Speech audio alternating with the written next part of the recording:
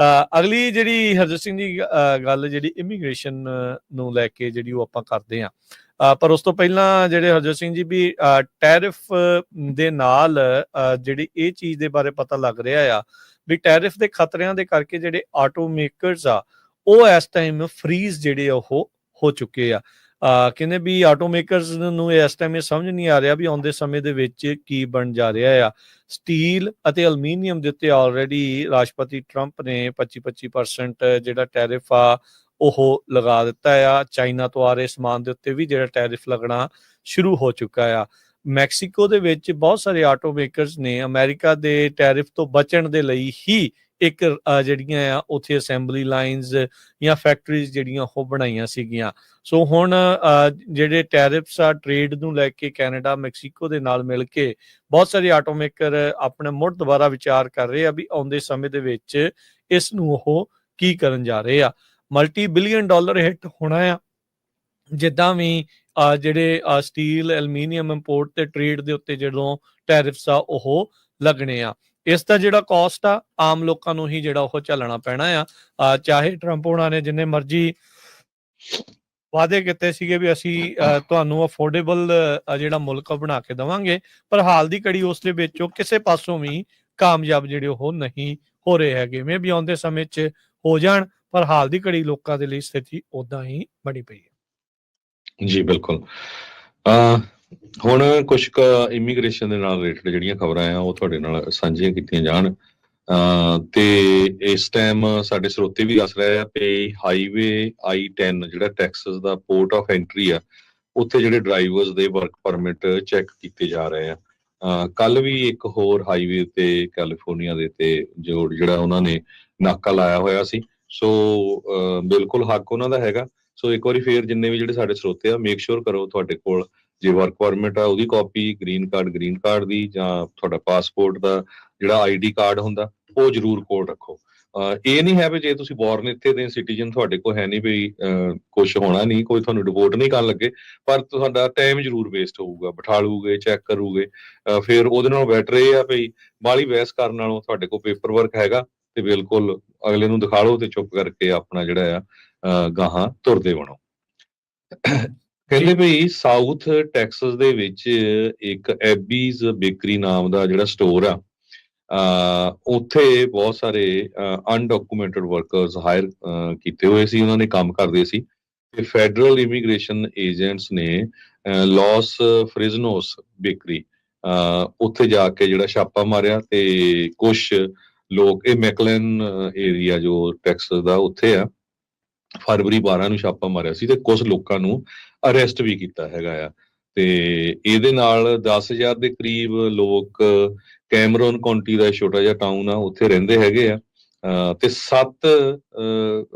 ਕੁਛ criminal charges ਵੀ ਉਹਨਾਂ ਨੇ ਇਹਦੇ ਅਗੇਂਸਟ ਪਾਏ ਹੈਗੇ ਆ।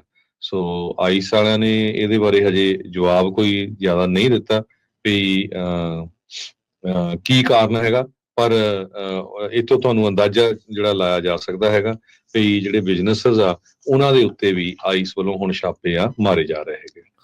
ਜੀ ਬਿਲਕੁਲ। ਅਗਲੀ ਜਿਹੜੀ ਨਾਲ ਹੀ ਇਸ ਦੇ ਵਿੱਚ ਗੱਲ ਕਰਦੇ ਜਾਈਏ, ਯਾਦ ਹੋਣਾ ਆ ਥੋੜੇ ਦਿਨ ਪਹਿਲਾਂ ਜਿਹੜੇ ਰਾਸ਼ਟਰਪਤੀ ਟਰੰਪ ਆ ਉਹਨਾਂ ਨੇ ਇੱਕ ਐਗਜ਼ੈਕਟਿਵ ਆਰਡਰ ਦੇ ਤਹਿਤ ਜਿਹੜਾ ਟੈਂਪਰੇਰੀ ਪ੍ਰੋਟੈਕਟਡ ਸਟੇਟਸ ਸੀਗਾ ਬਹੁਤ ਸਾਰੇ ਜਿਹੜੇ ਲੈਟਿਨ ਅਮਰੀਕਾ ਦੇ ਮੁਲਕਾਂ ਦਾ, ਉਸ ਨੂੰ ਵਾਪਸ ਲੈ ਲਿਆ ਸੀ ਉਹਨਾਂ ਨੇ। ਰੀਨਿਊ ਜਿਹੜੇ ਹੋਣੇ ਬੰਦ ਹੋ ਜਾਣਗੇ। ਹੁਣ ਜਿਹੜੇ 6 ਲੱਖ ਵੈਨੇਜ਼ੁਏਲੀਅਨਸ ਇਸ ਤੋਂ ਪ੍ਰਭਾਵਿਤ ਹੋਏ ਆ, ਉਹਨਾਂ ਦੇ ਗਰੁੱਪ ਦੇ ਦੁਆਰਾ ਟਰੰਪ ਐਡਮਿਨਿਸਟ੍ਰੇਸ਼ਨ ਦੇ ਉਲਟ ਲਾਸੂਟ ਫਾਈਲ ਕੀਤਾ ਗਿਆ ਵੀ ਜਿਹੜੀਆਂ ਟੈਂਪਰੇਰੀ ਇਮੀਗ੍ਰੇਸ਼ਨ ਪ੍ਰੋਟੈਕਸ਼ਨਸ ਆ ਉਹ ਉਹਨਾਂ ਦੀਆਂ ਮੁੜ ਬਹਾਲ ਕੀਤੀਆਂ ਜਾਣ। 48 ਪੇਜਾਂ ਦਾ ਇਹ ਜਿਹੜਾ ਫੈਡਰਲ ਲਾਸੂਟ ਆ ਉਸ ਦੇ ਵਿੱਚ ਹੋਮਲੈਂਡ ਸਿਕਿਉਰਿਟੀ ਦੀ ਸਕੱਤਰ ਕ੍ਰਿਸਟੀ ਨਿਯਮ, department of homeland security, US government, ਜਿਨ੍ਹਾਂ ਨੇ ਜਿਹੜਾ TPS ਆ 6 ਲੱਖ ਵੈਨੇਜ਼ੁਏਲੀਅਨਸ ਦਾ ਵਾਪਸ ਲਿਆ ਸੀ, ਉਸ ਨੂੰ ਮੁੜ ਬਹਾਲ ਕਰਨ ਦੀ ਦਰਖਾਸਤ ਅਦਾਲਤ ਵਿੱਚ ਲਾਈ ਹੈਗੀ ਆ। ਇਹ ਜਿਹੜਾ ਟੈਂਪਰੇਰੀ ਪ੍ਰੋਟੈਕਟਡ ਸਟੇਟਸ ਆ ਇਹ ਵੈਨੇਜ਼ੁਏਲਾ, ਅਲ ਸਲਵਾਡੋਰ, ਸੁਡਾਨ, ਯੂਕਰੇਨ ਉਹਨਾਂ ਦੇ ਲਈ ਜਿਹੜਾ ਸੀਗਾ ਜਿਸ ਨੂੰ ਵਾਪਸ ਲੈ ਲਿਆ। ਉਸ ਟਾਈਮ ਦੇ ਉੱਤੇ ਪਿਛਲੇ ਪ੍ਰਸ਼ਾਸਨ 'ਚ ਜਿਹੜੇ ਡਿਪਾਰਟਮੈਂਟ ਆਫ ਹੋਮਲੈਂਡ ਸਿਕਿਉਰਿਟੀ ਦੇ ਸਕੱਤਰ ਅਲੇਹਾਂਦਰੋ ਮਾਯੋਰਕਸ ਆ, ਉਹਨਾਂ ਨੇ 1.5 ਸਾਲ ਦੀ ਐਕਸਟੈਂਸ਼ਨ ਅਖੀਰਲੇ ਦਿਨਾਂ ਦੇ ਵਿੱਚ ਇਸ TPS ਦੀ ਵਧਾ ਕੇ ਜਿਹੜੇ ਉਹ ਚਲੇ ਗਏ ਸੀਗੇ। ਪਰ ਜਿਹੜੇ ਪ੍ਰੈਜ਼ੀਡੈਂਟ ਡੋਨਲਡ ਟਰੰਪ ਆ, ਉਹਨਾਂ ਦੇ ਕੁਝ ਹੋਰ ਵਿਚਾਰ ਸੀਗੇ। ਉਹਨਾਂ ਨੇ ਇਹ ਕਿਹਾ ਸੀਗਾ ਵੀ ਅਸੀਂ ਬਹੁਤ ਸਾਰੇ ਜਿਹੜੇ ਇਮੀਗ੍ਰੈਂਟਸ ਆ ਇਲੀਗਲੀ ਅਮਰੀਕਾ 'ਚ ਜਿਹੜੇ ਦਾਖਲ ਹੋਏ ਆ, ਉਹਨਾਂ ਨੂੰ ਅਸੀਂ ਵਾਪਸ ਘੱਲਣਾ ਆ। ਟੈਂਪਰੇਰੀ ਪ੍ਰੋਟੈਕਟਡ ਸਟੇਟਸ ਮੁਲਕਾਂ ਦੇ ਹਾਲਾਤਾਂ ਨੂੰ ਦੇਖਦੇ ਹੋਏ ਉਹਨਾਂ ਮੁਲਕਾਂ ਦੇ ਵਸਨੀਕਾਂ ਨੂੰ ਅਮਰੀਕਾ 'ਚ ਰਹਿਣ ਦੀ ਆਰਜੀ ਤੌਰ ਦੇ ਉੱਤੇ ਜਿਹੜੀ ਥਾਂ ਆ ਉਹ ਦਿੱਤੀ ਜਾਂਦੀ ਆ। ਪਰ ਹੁਣ TPS ਨੂੰ ਵਾਪਸ ਲੈਣ ਦੇ ਨਾਲ ਇਹ ਜਿਹੜੇ ਲੋਕ ਆ ਉਹ ਹੁਣ ਦੁਬਿਧਾ ਦੇ ਵਿੱਚ ਜਿਹੜੇ ਉਹ ਫਸੇ ਆ ਵੀ ਹੁਣ ਸਾਡਾ ਇੱਥੇ ਬਣੂਗਾ ਕੀ। TPS ਹੋਲਡਰ ਦੇ ਕੋਲ ਇਹ ਸਹੂਲਤ ਹੁੰਦੀ ਆ, ਉਹ ਇੱਥੇ ਰਹਿ ਵੀ ਸਕਦੇ ਆ, ਕੰਮ ਵੀ ਜਿਹੜੇ ਉਹ ਕਰ ਸਕਦੇ ਆ। 1.5 ਸਾਲ ਦੀ ਜਿਹੜੀ ਐਕਸਟੈਂਸ਼ਨ ਆ ਹੁਣ ਉਸ ਦੀ ਬੇਸਿਕਲੀ ਨੂੰ ਲੈ ਕੇ ਆ ਵੀ ਭਾਈ ਹੁਣ ਸਾਨੂੰ 1.5 ਸਾਲ ਐਟਲੀਸਟ ਰਹਿਣ ਦਿੱਤਾ ਜਾਵੇ ਜਾਂ ਨਾ ਰਹਿਣ ਦਿੱਤਾ ਜਾਵੇ। ਇਸ ਪ੍ਰੋਟੈਕਸ਼ਨ ਤੋਂ ਬਗੈਰ 3.5 ਲੱਖ ਵੈਨੇਜ਼ੁਏਲੀਅਨ TPS ਹੋਲਡਰ ਆ, ਉਹ ਆਪਣਾ ਲੀਗਲ ਸਟੇਟਸ 7 ਅਪ੍ਰੈਲ ਨੂੰ ਲੂਜ਼ ਕਰਨ ਜਾ ਰਹੇ ਆ। ਵਰਕ ਆਥੋਰਾਈਜੇਸ਼ਨ ਉਹਨਾਂ ਦੀ 2 ਅਪ੍ਰੈਲ ਤੱਕ ਜਿਹੜੀ ਆ ਉਹ ਖਤਮ ਹੋ ਜਾਊਗੀ। ਇਸ ਤੋਂ ਇਲਾਵਾ ਤਕਰੀਬਨ 2.5 ਲੱਖ ਜਿਹੜੇ ਵੈਨੇਜ਼ੁਏਲੀਅਨਸ ਆ ਉਹ ਸਤੰਬਰ ਮਹੀਨੇ ਦੇ ਵਿੱਚ ਉਹਨਾਂ ਦੇ ਉੱਤੇ ਸੇਮ ਇਸੇ ਤਰੀਕੇ ਦੇ ਨਾਲ ਸਟੇਟਸ ਤੋਂ ਆਊਟ ਆਫ ਸਟੇਟਸ ਜਿਹੜੇ ਉਹ ਹੋ ਜਾਣਗੇ। ਸੋ ਇਹ TPS ਵਾਪਸ ਦੇਣ ਦੀ ਜਿਹੜੀ ਗੱਲ ਆ ਉਹ ਹੁਣ ਫੈਡਰਲ ਅਦਾਲਤ ਵਿੱਚ ਜਾਊਗੀ। ਸੋ ਦੇਖਦੇ ਹਾਂ ਵੀ ਇਸ ਦੇ ਵਿੱਚ ਅੱਗੇ ਕੀ ਹੁੰਦਾ ਆ। ਪਰ ਨਾਲ ਦੇ ਨਾਲ ਪੈਰਲਲੀ ਜਿਹੜੇ ਕ੍ਰਿਸਟੀ ਨਿਯਮ ਡਿਪਾਰਟਮੈਂਟ ਆਫ ਹੋਮਲੈਂਡ ਸਿਕਿਉਰਿਟੀ ਦੇ ਨਵੇਂ ਬਣੇ ਸਕੱਤਰ ਆ, ਉਹਨਾਂ ਨੇ ਕਿਹਾ ਆ ਵੀ we will hunt you down. ਜਿਹੜੇ ਵੀ ਇਲੀਗਲ ਮਾਈਗ੍ਰੈਂਟਸ ਆ, ਇਮੀਗ੍ਰੈਂਟਸ ਆ ਅਮਰੀਕਾ ਦੇ ਵਿੱਚ, ਉਹਨਾਂ ਨੇ ਕਿਹਾ ਵੀ ਅਸੀਂ ਤੁਹਾਨੂੰ ਭਾਲਾਂਗੇ ਤੇ ਭਾਲ ਕੇ ਜਿਹੜਾ ਉਹ ਤੁਹਾਨੂੰ ਡਿਪੋਰਟ ਜਿਹੜਾ ਉਹ ਕਰਕੇ ਹੀ ਛੱਡਾਂਗੇ ਜੀ। ਸੋ ਜਿਹੜਾ ਟੈਂਪਰੇਰੀ ਪ੍ਰੋਟੈਕਸ਼ਨ ਆ ਉਹਦੇ ਵਿੱਚ 5 ਲੱਖ ਦੇ ਕਰੀਬ ਹੇਸ਼ੀਅਨ ਵੀ ਸੀ, ਹੇਤੀ ਮੂਲ ਦੇ। ਇਹਨਾਂ ਦਾ ਸਟੇਟਸ ਅਗਸਤ ਮਹੀਨੇ 'ਚ ਖਤਮ ਹੋ ਜਾਣਾ ਤੇ ਉਸ ਤੋਂ ਬਾਅਦ ਉਹਨਾਂ ਦੇ ਜਿਹੜੇ ਵਰਕ ਪਰਮਿਟ ਆ ਉਹ ਰਿਨਿਊ ਨਹੀਂ ਕੀਤੇ ਜਾਊਗੇ। ਸੋ ਇੱਕ ਤਰ੍ਹਾਂ ਦੇ ਨਾਲ ਉਹ ਇਲੀਗਲ ਹੋਣਗੇ। ਸੋ ਦੇਸ਼ ਨਿਕਾਲਾ ਹੀ ਆ ਕਿ ਇੱਕ ਹਿਸਾਬ ਨਾਲ ਜੀ ਹਾਂ, ਬਹੁਤ ਸਾਰੀਆਂ ਆਰਗੇਨਾਈਜੇਸ਼ਨਸ ਔਖੀਆਂ ਆ ਵੀ ਭਾਈ ਇਹ ਜਿਹੜੀ ਕੈਰੇਬੀਅਨ ਕੰਟਰੀ ਹੈਗੀ ਆ ਹੇਤੀ, ਉੱਥੇ ਗੈਂਗਸ ਉਸ ਮੁਲਕ ਨੂੰ ਕੰਟਰੋਲ ਕਰਦੇ 85% ਉਸ ਦਾ ਜਿਹੜਾ ਪੂਰਾ ਏਰੀਆ ਹੈਗਾ। ਸੈਕਸ਼ੂਅਲ ਵਾਇਲੈਂਸ ਬੱਚਿਆਂ ਦੇ ਅਗੇਂਸਟ ਬਹੁਤ ਹੁੰਦੀ ਆ, 1000% ਇਨਕਰੀਜ਼ ਹੋਈ ਆ ਪਿਛਲੇ ਸਾਲਾਂ 'ਚ। ਸੋ ਇਹ ਰੀਜ਼ਨ ਸੀ, ਇਹਦੇ ਕਰਕੇ ਲੋਕ ਰਹਿ ਰਹੇ ਸੀ ਤੇ 5600 ਦੇ ਕਰੀਬ ਹੇਤੀ ਮੁਲਕ ਦੇ ਜਿਹੜੇ ਲੋਕ ਆ ਉਹ ਪਿਛਲੇ ਸਾਲ ਗੈਂਗ ਵਾਇਲੈਂਸ ਦੇ ਵਿੱਚ ਮਾਰੇ ਗਏ ਹੈਗੇ ਆ। ਸੋ ਇਦਾਂ ਦੀਆਂ ਖਬਰਾਂ ਜ਼ਰੂਰ ਆਉਂਦੀਆਂ ਹੈਗੀਆਂ। ਕੈਲੀਫੋਰਨੀਆ ਦੇ ਵਿੱਚ ਇੱਕ ਫੈਮਿਲੀ ਕਹਿੰਦੇ ਵੀ ਉਹ ਛੱਡ ਕੇ ਵਾਪਸ ਮੈਕਸੀਕੋ ਜਾ ਰਹੀ ਆ, ਹਾਲਾਂਕਿ ਕਹਿੰਦੇ ਉਹਨਾਂ ਦੇ ਦੋਨੋਂ ਬੱਚੇ ਉਹ US ਬੋਰਨ ਚੁੱਲਾ ਵਿਸਟਾ ਕੈਲੀਫੋਰਨੀਆ ਦੇ ਰਹਿਣ ਵਾਲੇ ਆ। ਪਰ ਨਿਆਣੇ ਜਿਹੜੇ 17-18 ਸਾਲ ਤੇ 18 ਸਾਲ ਦੇ ਆ, ਉਹ ਕਹਿੰਦੇ ਵੀ ਅਸੀਂ ਇੰਨੇ ਸਕੇਅਰਡ ਆ, ਹਰ ਰੋਜ਼ ਸਾਨੂੰ ਡਰ ਹੁੰਦਾ ਵੀ ਸਾਡੇ ਪੇਰੈਂਟਸ ਨੂੰ ਫੜ ਕੇ ਡਿਪੋਰਟ ਨਾ ਕੀਤਾ ਜਾਵੇ, ਵੀ ਉਹਨਾਂ ਦੇ ਕੋਲ ਹੋ ਸਕਦਾ ਵੀ ਲੀਗਲ ਸਟੇਟਸ ਨਾ ਹੋਵੇ। ਸੋ ਜੇ ਮੰਥਲੀ ਇਮੀਗ੍ਰੇਸ਼ਨ ਅਪਡੇਟ ਦੱਸਦੇ ਜਾਈਏ, George W Bush presidential centre ਜੋ ਆ ਉਹਨਾਂ ਵੱਲੋਂ ਰਿਲੀਜ਼ ਕੀਤੀ ਗਈ ਆ। ਕਹਿੰਦੇ ਵੀ ਜੇ ਫਿਗਰ ਤੁਹਾਨੂੰ ਦੱਸਦੀ ਜਾਈਏ, ਅਮਰੀਕਾ ਇਸ ਟਾਈਮ ਅੱਜ ਦੀ ਡੇਟ ਦੇ ਵਿੱਚ ਹਰ ਘੰਟੇ 'ਚ $28,500 ਖਰਚ ਕਰ ਰਿਹਾ C-17 ਮਿਲਟਰੀ ਏਅਰਕ੍ਰਾਫਟ ਉਹਦੇ ਉੱਤੇ ਲੋਕਾਂ ਨੂੰ ਵਾਪਸ ਭੇਜਣ ਦੇ ਲਈ। ਇਹ ਕਹਿੰਦੇ ਫਿਗਰ ਬਹੁਤ ਵੱਡਾ ਆ, ਜਦ ਕਿ ਜੇ ਚਾਰਟਰ ਫਲਾਈਟ ਕੀਤੀ ਜਾਵੇ ਉਹਦੇ ਉੱਤੇ 8500 ਤੋਂ ਲੈ ਕੇ $1700 ਪਰ ਫਲਾਈਟ ਆਵਰ ਬਣਦਾ ਹੈਗਾ। ਇਸ ਤੋਂ ਬਿਨਾਂ ਅਮਰੀਕਾ ਦੇ ਵਿੱਚ ਸਿਟੀਜ਼ਨ ਵੀ ਲੋਕ ਧੜਾਧੜ ਬਣ ਰਹੇ ਆ। 2024 ਦੇ ਵਿੱਚ 8,18,500 ਨਵੇਂ ਸਿਟੀਜ਼ਨ ਬਣੇ ਆ। ਸੋ ਪ੍ਰੈਜ਼ੀਡੈਂਟ ਜੋ ਸਿੰਘ ਕੋਈ ਮੌਕਾ ਛੱਡ ਰਿਹਾ ਭਾਈ, ਜਿਹੜਾ ਐਲੀਜੀਬਲ ਆ ਨਾ ਸਿਟੀਜ਼ਨਸ਼ਿਪ ਲਈ, ਹੁਣ ਤਾਂ ਮਤਲਬ ਮੌਕਾ ਹੈ ਵੀ ਬਸ ਜਲਦੀ ਅਪਲਾਈ ਕਰੋ ਵੀ ਤੁਹਾਡੀ ਵਾਰੀ ਆ ਜਾਵੇ ਸਹੁੰ ਚੱਕਣ ਦੀ, ਪਾਸ ਕਰਕੇ ਜਿਹੜੇ ਟੈਸਟ ਹੁੰਦੇ ਆ ਜੀ। ਪ੍ਰੈਜ਼ੀਡੈਂਟ ਡੋਨਲਡ ਟਰੰਪ ਉਹਨਾਂ ਨੇ ਜਿੱਦਣ ਤੋਂ ਇਨੌਗਰਲ ਹੋਇਆ ਉਹ ਤੋਂ ਲੈ ਕੇ ਹੁਣ ਤੱਕ 10,964 ਲੋਕ ਡਿਪੋਰਟ ਕੀਤੇ ਜਾ ਚੁੱਕੇ ਆ, ਜਿਨ੍ਹਾਂ ਚੋਂ 8425 ਮੈਕਸੀਕਨ ਆ ਤੇ 2539 ਹੋਰ ਨੈਸ਼ਨੈਲਿਟੀਜ਼ ਦੇ ਆ, ਜਿਨ੍ਹਾਂ ਦੇ ਵਿੱਚ ਇੰਡੀਅਨ ਵੀ ਹੋਰ ਹੈਗੇ ਆ। ਸੋ ਕਾਫੀ ਕੁਛ ਜਿਹੜੀ ਕਹਿੰਦੇ ਪਹਿਲਾਂ ਡੇਲੀ ਅਪਡੇਟ ਹੁੰਦੀ ਸੀ ਕਸਟਮ ਐਨਫੋਰਸਮੈਂਟ ਏਜੰਸੀ ਵੱਲੋਂ, ਹੁਣ ਡੇਲੀ ਅਪਡੇਟ ਨਹੀਂ ਹੁੰਦੀ ਹੈਗੀ, ਵੀਕਲੀ ਜਾਂ ਥੋੜੇ ਸਮੇਂ ਬਾਅਦ ਪ੍ਰੈਸ ਕਾਨਫਰੰਸ ਕਰਕੇ ਇਹ ਦੱਸਿਆ ਜਾਂਦਾ ਹੈਗਾ। ਤੇ ਕੱਲ ਤੁਹਾਡੀ ਪਨਾਮਾ ਦੇ ਵਿੱਚ ਜਿਹੜੇ 38 ਦੇ ਕਰੀਬ ਆਪਣੇ ਮੁੰਡੇ ਆ ਉਹਨਾਂ ਦੇ ਨਾਲ ਗੱਲਬਾਤ ਹੋਈ ਸੀ, ਉਹ ਬਿਲਕੁਲ ਆਪਾਂ ਰਿਕਾਰਡ ਵੀ ਕੀਤੀ ਆ।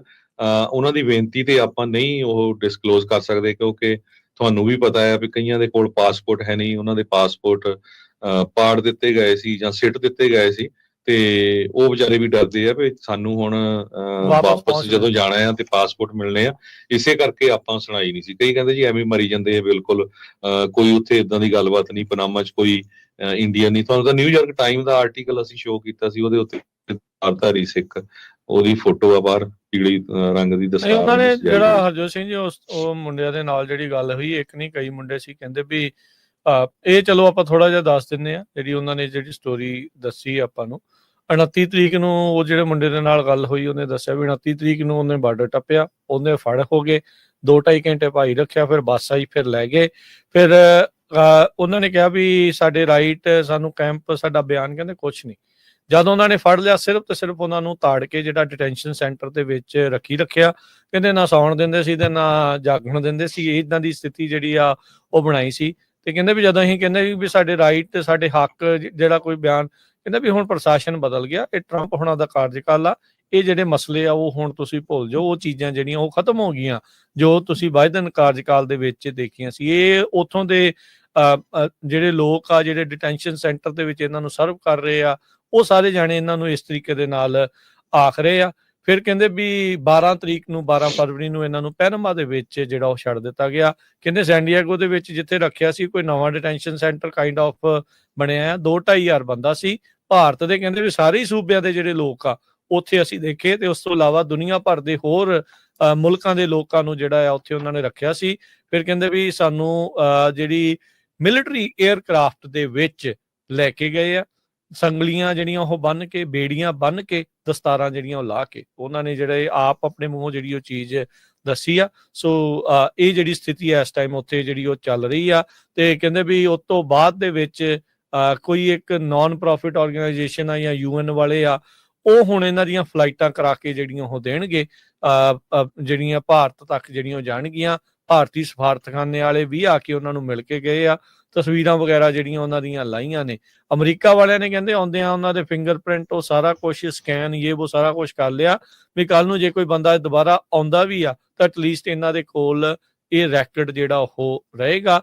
ਪਰ ਉਹਨਾਂ ਨੇ ਕਲੀਅਰ ਕਰ ਦਿੱਤਾ, ਸਪਸ਼ਟ ਕਰ ਦਿੱਤਾ, ਨਾ ਕਿਸੇ ਦਾ ਉੱਥੇ ਕੋਈ ਬਿਆਨ ਹੋ ਰਿਹਾ ਆ, ਤੇ ਨਾ ਹੀ ਜਿਹੜਾ ਆ ਕਿਸੇ ਨੂੰ ਕੈਂਪ ਦੇ ਵਿੱਚ ਛੱਡਿਆ ਜਾ ਰਿਹਾ ਆ।